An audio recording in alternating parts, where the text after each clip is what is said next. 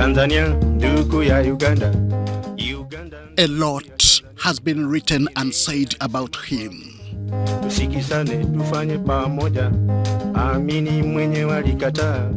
From the bad, the good, and the ugly. Movies have been acted, depicting him in the light of a despot and ruthless dictator who ruled Uganda for 8 years with an iron fist.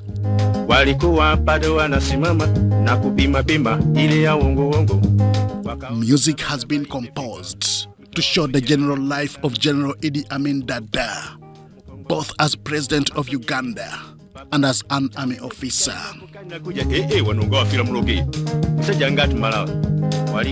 But is this all that the world knows or needs to know about General Idi Amin?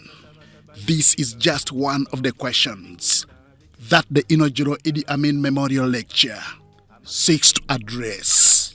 The image of Idi Amin has been negatively branded to the extent that he was portrayed as a bad person, a bad thing, not to be touched, not to be talked about, and the people feared to talk about Idi Amin, more so to organize a memorial lecture.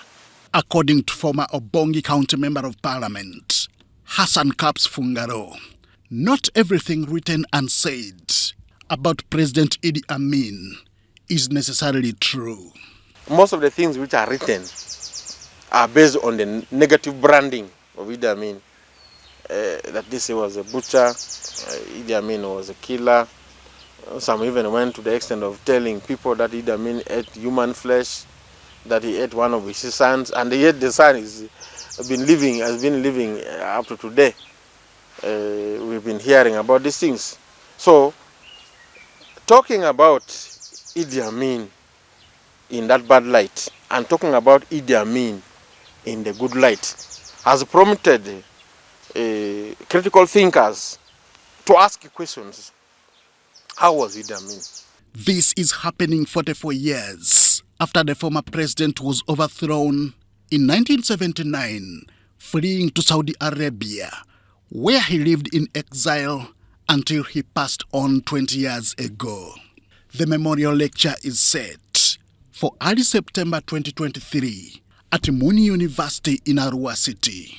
You find there are people who will stand up, who will speak out strongly in support of Idi Amin, and there are others strongly speaking against Idi Amin.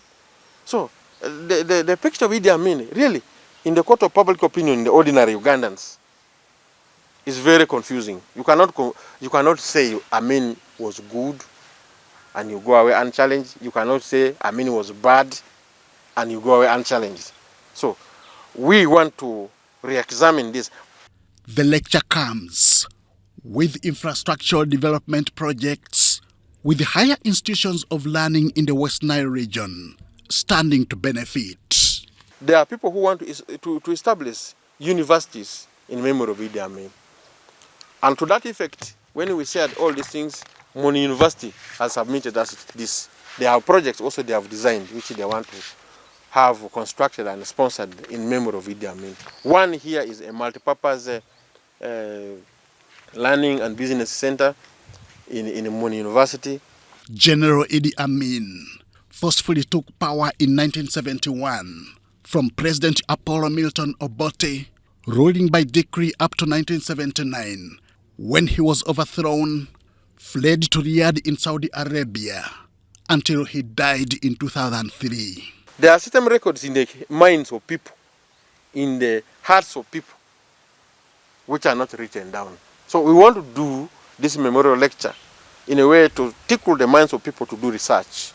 The inaugural lecture is scheduled for early September 2023, with South Africa's opposition leader, Julius Malema, expected to be the keynote speaker.